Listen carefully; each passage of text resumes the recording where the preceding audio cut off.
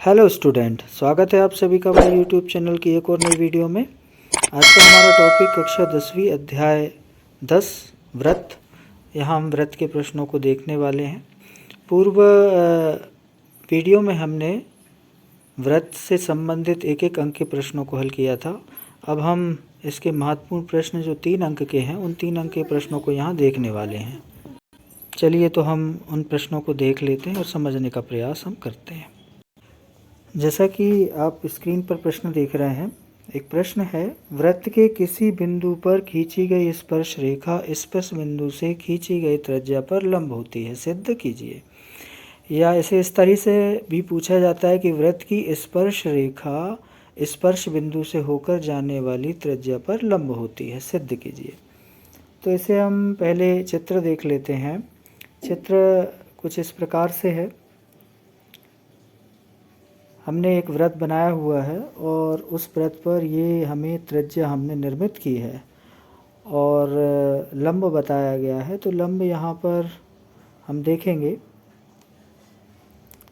एक वृत्त है हमारे पास जिसमें COR की स्पर्श रेखा AB जिसका बिंदु P स्पर्श बिंदु है और OP स्पर्श बिंदु से होने वाली त्रिज्या है, होकर जाने वाली त्रिज्या है। इसको और आगे हम देखते हैं। तो हमें सिद्ध ये करना है कि OP जो है वो AB पर लंब है, ये हमें सिद्ध करके बताना है। तो इसमें हमने एक रचना की है। रचना ये की है कि AB पर P बिंदु के अतिरिक्त एक अन्य बिंदु Q लिया और उस OQ को हमने मिला दिया। तो हमने ये इस तरह मिला दिया है। उपपत्ति में हमने ये देखा है कि Q जो है, जो हमने लिया है वो एक स्पर्श रेखा AB पर स्पर्श बिंदु P के अतिरिक्त कोई अन्य बिंदु है, लेकिन जो Q है वो वृत्त के बाहर स्थित है। ये वाला जो बिंदु है ये वृत्त के बाहर स्थित है। अब इससे स्पष्ट ये होता है कि जो OQ है वो OQ बड़ा होगा OP से, अर्थात OP जो है वो OQ से छोटा होगा। तो यहाँ से स्पष्ट ये हो जाता है कि जो दूरी है ये, या जिसे हम लंब कह रहे हैं, वो ही सबसे छोटा होता है।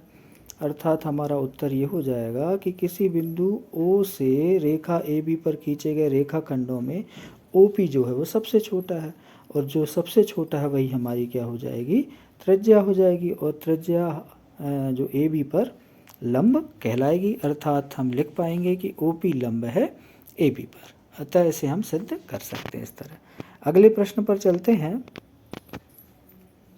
जैसा आप स्क्रीन पर देख रहे हैं, अगला प्रश्न है, किसी वृत्त के बाह्य बिंदु से खींची गई स्पर्श रेखाएं तुल्य होती हैं, सिद्ध कीजिए। अथवा किसी बाह्य बिंदु से वृत्त पर खींची गई 2 स्पर्श रेखाओं की लंबाइयां बराबर होती हैं, इसे सिद्ध कीजिए। तो इसके लिए भी पहले हम एक चित्र देख लेते हैं। हमने एक वृत्त यहाँ लिया हुआ है। उस वृत्त पर ये Q और R 2 बिंदु स्पर्श बिंदु से PR और PQ स्पर्श रेखाएं हमने खींच ली हैं। साथ ही साथ हमने इन रेखाओं को मिला दिया है। इसको हम हल इस तरीके से करेंगे, पहले ज्ञात है हम लिख लेंगे। तो एक वृत्त COR पर बाह्य बिंदु P से 2 स्पर्श रेखाएं PQ और PR हमने खींच दी है। इसके बाद इसमें सिद्ध ये करना है कि जो दोनों स्पर्श रेखाएं हैं PQ और PR ये बराबर हैं, ये हम बराबर बताना है। तो इसके लिए हम एक रचना करेंगे। रचना ये करेंगे कि O बिंदु से P को मिला देंगे, O बिंदु से Q को मिला देंगे, O को R से हम मिला देंगे। इस तरह हम रेखाओं को मिला देंगे। मिलाने के बाद हमारे पास 2 त्रिभुज निर्मित हो जाएंगे। तो उपपत्ति में हम लिखेंगे कि PQ एवं PR स्पर्श रेखाएं और OQ और OR त्रिज्याएं हैं। तो यहाँ पर हम देख रहे हैं कि OQ लंब है PQ पर। ये वाला जो OQ है ये OQ इस पर लंब है। ठीक इसी प्रकार OR भी PR पर लंब है, क्योंकि स्पर्श बिंदु और स्पर्श बिंदु पर स्पर्श रेखा और त्रिज्या के बीच बनने वाला कोण 90 अंश का होता है। अर्थात यहाँ हम ये कह पाएंगे कि कोण OQP बराबर कोण ORP दोनों 90 अंश के। ठीक इसी प्रकार हम देखते हैं, प्रश्न को आगे हम बढ़ाते हैं। तो एक समकोण त्रिभुज बन रहा है, उसमें OP जो है वो OP के बराबर होगा, क्योंकि ये उभयनिष्ठ भुजा है। बीच की जो भुजा है ये वाली, ये भुजा हमारी उभयनिष्ठ होगी, ये भुजा उभयनिष्ठ होगी। और यहाँ पर OQ है और OR ये दोनों वृत्त की त्रिज्या हैं। अर्थात यहाँ हम देख रहे हैं कि एक त्रिज्या हमें समान मिल रही है, एक उभयनिष्ठ भुजा मिल रही है और एक 90 डिग्री का कोण मिल रहा है। अतः दोनों त्रिभुज RHS से सर्वांग सम हमें प्राप्त होंगे। और सर्वांग सम, यदि दो आकृतियाँ या दो त्रिभुज सर्वांग सम होते हैं तो उसके प्रत्येक अंग उनके संगत अंगों के बराबर होते हैं, अर्थात PQ बराबर हो जाएगा PR। अतः ये हम बता पाएंगे कि यह त्रिभुज, यह स्पर्श रेखाएं बराबर होंगी। चलिए हम अगले प्रश्न पर चलते हैं। अगला प्रश्न है प्रश्न क्रमांक 7। वृत्त एक केंद्रीय है, सिद्ध कीजिए कि बड़े वृत्त की जीवा जो छोटे वृत्त को स्पर्श रेखा है संपर्क बिंदु पर समद्विभाजित करती है या होती है।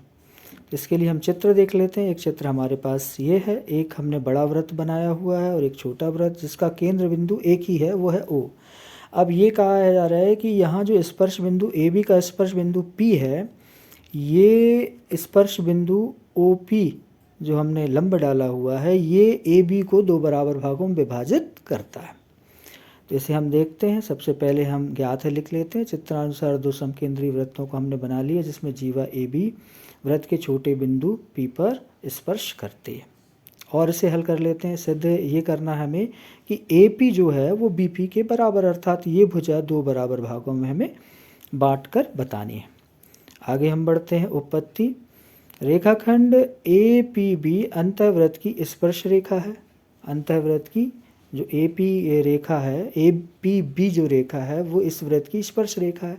स्पर्श रेखा है मतलब वह जो छोटा वृत्त है उस छोटे वृत्त पर जो त्रिज्या है उस पर 90 अंश का कोण वो बनाएगी। अर्थात क्या मिलेगा हमें मिल जाएगा OP लंब मिल जाएगा AB। OP जो है वो लंब है। तो हम पूर्व हमने जो प्रमेय हल की हैं उनके आधार पर यदि AB बाह्य वृत्त की जीवा है तथा OP केंद्र O से इस पर डाला गया लंब है, यदि किसी जीवा पर केंद्र से त्रिज्या के द्वारा लंब डाला जाता है तो वह जीवा को दो बराबर भागों में विभाजित करता है। अर्थात हो जाएगा AP बराबर BP। इस तरह हम बता सकते हैं कि ये इसके दो बराबर भाग हो रहे हैं। इस तरह से हम सिद्ध कर सकते हैं। चलिए हम अगले प्रश्न पर चलते हैं। अगला प्रश्न प्रश्न क्रमांक 8। सिद्ध कीजिए कि किसी वृत्त के किसी व्यास के सिरों पर खींची गई स्पर्श रेखाएं समानांतर होती हैं। तो इसके लिए भी हम एक चित्र देखते हैं। यहाँ पर हम देख रहे हैं एक वृत्त है, उस वृत्त पर दो स्पर्श बिंदु हैं, एक P है और एक Q है। P स्पर्श बिंदु पर AB स्पर्श रेखा खींची गई है और Q बिंदु पर CD स्पर्श रेखा खींची गई है। सबसे पहले हम इसमें देख लेते हैं। मान लीजिए PQ एक O केंद्र वाले वृत्त का व्यास है। ये हमने व्यास इसको मान लिया है PQ को, ठीक। जिसके सिरे P और Q पर स्पर्श रेखाएं AB और CD खींची गई हैं। तो ये दो स्पर्श रेखाएं इस पर खींची गई हैं। अब यहाँ पर हम देख रहे हैं कि OP जो है वो AB पर लंब है, अर्थात OPB 90 अंश का होगा। ये यहाँ पर 90 अंश का कोण बना रहा है, अर्थात OPB जो है वह 90 अंश का होगा। ठीक इसी प्रकार OQ जो है वो भी लंब है CD पर, अर्थात OQC भी कितने अंश का होगा? 90 अंश का होगा। अब यदि ये दोनों ही 90 अंश के हैं, एक कोण यहाँ बन रहा है और एक कोण यहाँ बन रहा है, ये एकांतर कोण कहलाएंगे। तो यहाँ एकांतर कोण हमें मिलते हैं कोण OPB धन कोण या बराबर कोण OQC। ये दोनों ही 90 अंश के एकांतर कोण हैं। एकांतर कोण यदि बराबर होते हैं तो भुजाएं समानांतर होती हैं, अर्थात AB समानांतर CD। अतः हम इसे इस प्रकार सिद्ध कर सकते हैं। तो हम नीचे लिखेंगे कि किसी वृत्त के किसी व्यास के दोनों सिरों पर खींची गई स्पर्श रेखाएं परस्पर समानांतर होती हैं। ये उत्तर हो जाएगा। चलिए हम अगले प्रश्न पर चलते हैं। अगला जो प्रश्न है, एक बिंदु ए से जो एक वृत्त के केंद्र से 5 सेंटीमीटर की दूरी पर है, वृत्त पर बिंदु ए से खींची गई स्पर्श रेखा की लंबाई 4 सेंटीमीटर है, वृत्त की त्रिज्या ज्ञात कीजिए। तो हम चित्र देखते हैं। चित्र में यहाँ पर हम देख पा रहे हैं कि OP जो लंब है, ये लंब का मान हमें ज्ञात करना है, अर्थात यही त्रिज्या है OP। तो OP का मान यहाँ हम ज्ञात करके बताना है, ये वाला मान। और OA का मान 5 सेंटीमीटर है और AP का मान 4 सेंटीमीटर है। तो यहाँ पर जो चीज़ें अभी बात चर्चा हुई, जैसे O केंद्र का एक वृत्त है जिस पर A बिंदु है, OA को मिलाया तथा A से वृत्त पर एक स्पर्श रेखा AP खींची गई, OP को हमने मिला दिया है। अब यहाँ पर OA बराबर 5 सेंटीमीटर, AP बराबर 4 सेंटीमीटर, कोण OPA बराबर 90 अंश। ये वाला जो कोण है वो हमारा कितने डिग्री का है? 90 डिग्री का है। तो इस तरह से देखने पर स्पष्ट होता है कि ये एक समकोण त्रिभुज है और समकोण त्रिभुज पे पाइथागोरस प्रमेय को हम लगा सकते हैं। अर्थात यहाँ पर पाइथागोरस प्रमेय लगाने पर हमें ये मिलता है कि लंब का जो मान है वो कर्ण के मान से घटा देंगे हम आधार के मान को। तो सूत्र वही है पाइथागोरस प्रमेय का।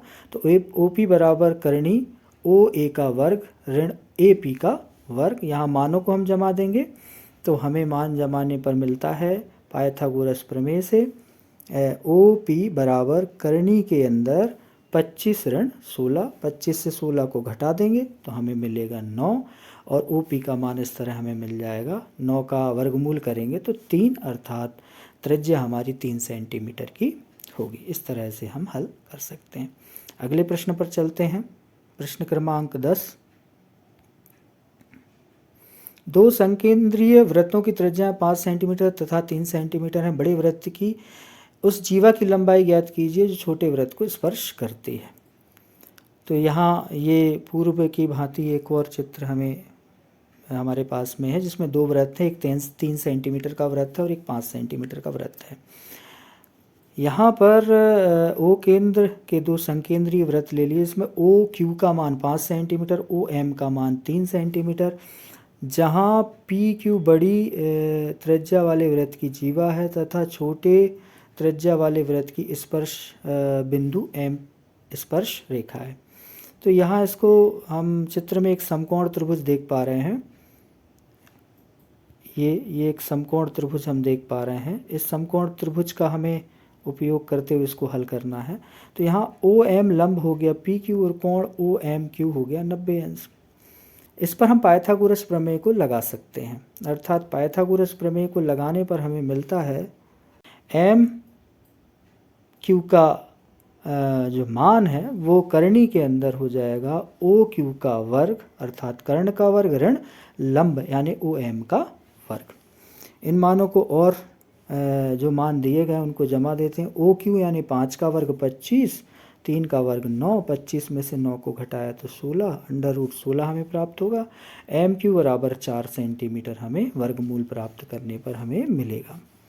अब चूंकि ये मान हमें केवल किसका मिल रहा है? MQ का मिल रहा है और हमें PQ का मान ज्ञात करना है। तो इसे हम दुगना कर देंगे क्योंकि ये समद्विभाजित करता है। वृत्त के केंद्र से जीवा पर डाला गया लंब जीवा को समद्विभाजित करता है। अतः हमें मिल जाएगा PQ बराबर 2 × 4 अर्थात 8 सेंटीमीटर। इस तरह हम इसके उत्तर को प्राप्त कर सकते हैं। तो यहाँ केंद्र से जीवा पर डाला गया लंब जीवा को समद्विभाजित करता है, अतः अभीष्ट जीवा की लंबाई 8 सेंटीमीटर है। ये हमारा उत्तर हो जाएगा। इस तरह हम वृत्त के प्रश्नों को हल कर सकते हैं। अगले प्रश्न बैंक के प्रश्नों के लिए हम अगली वीडियो देखेंगे। तब तक के लिए धन्यवाद।